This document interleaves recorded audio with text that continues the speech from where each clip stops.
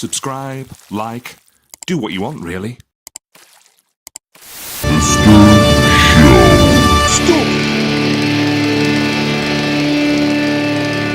And we are back, folks. We started with a ton of belts in the heats. That was whittled down to 8 for the quarterfinals, and now we are down to 4. Yes, it is semi-final time, and semi-final number 1 in the championship tournament to determine the very best action figure belt ever made. Before you see the winner of quarterfinal number 1 and seed number 1, the NXT North American Championship by Mattel, and on the right of your screen, the winner of quarterfinal number 2 and seed number 4, the NWA World Heavyweight Championship by Marvel Toybiz. Of course, the NXT North American Championship scored really well because of its likeness to the actual belt, the build and the feels. That's how it became the number 1 seed in the tournament.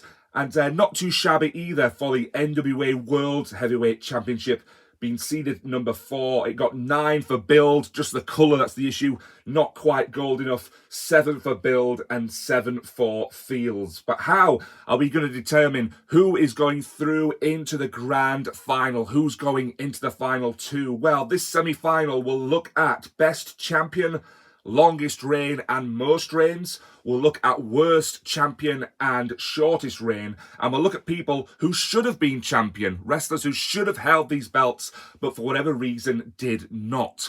We'll begin on the left-hand side of your screen with the NXT North American Championship. Best champion, well, for my money, arguably Johnny Gargano. Johnny Wrestling himself. He's had 3 reigns with the NXT North American Championship. However, your longest reigning North American champion is Wes Lee as of time of recording, with 269 recognized days as North American champion. What about worst champion and shortest reign? Well, that honour, or dishonour perhaps, may well go to Solo Sikoa of the Bloodline at 6 days. He randomly went from the main roster to NXT, didn't he? Won it and then lost it. And my next question in terms of worst champion, shortest reign is, who on earth is Leon Ruff? I'm not up on my more recent NXT. Someone in the comments help me out as to who Mr. Ruff is.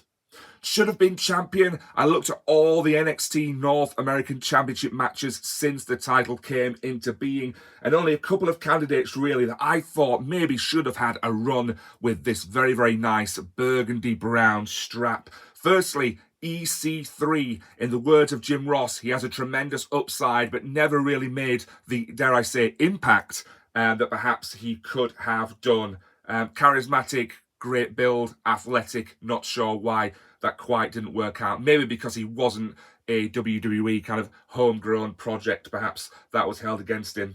Otherwise, Pete Dunne. I know he had a lot to do in terms of the NXT UK Championship in its day, but I think Pete Dunne, the bruiserweight, for whom I have a lot of time, could well have had a really nice run and looked really cool wearing that belt. What about then seed number 4 of the NWA World Heavyweight Championship? Well, best champion, longest reign, most reigns. Ric Flair has the most reigns at 9. Harley Race has 8. Well, sort of. It gets a little bit complicated with reigns that weren't recognised by the NWA, even though the title change kind of did actually take place. And then Jeff Jarrett with 7. Thanks, TNA, or maybe not. Worst champion, shortest reign. Well, Shane Douglas held this championship for less than a day, but at least he had the decency to throw it in the bin and give rise to Extreme rather than Eastern Championship Wrestling.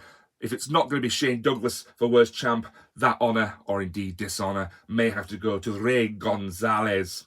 People who should have been champion then, of course, the NWA is a completely different animal. You can imagine all these territories, each of them has a head. They meet in these board meetings and they decide somehow between them who the champion's going to be, who they're recognising as NWA champion. That meant there were a lot of shenanigans, really, where the NWA champion would come to your town, your hometown guy would seemingly, quote-unquote, win the title, but then, for whatever reason, that championship reign wouldn't be officially recognised by the NWA. So you get the awesome pop, if you will, of, yeah, our guys won, our guys the world champ, But then it turned out time after time after time, in town after town after town, that those title changes weren't officially recognised, and they gave the championship back to whoever their real NWA World Champion was, which means that you end up with some guys like Edouard Carpentier, who was sort of NWA champion but wasn't. Vern Gagne, again, sort of champion but wasn't.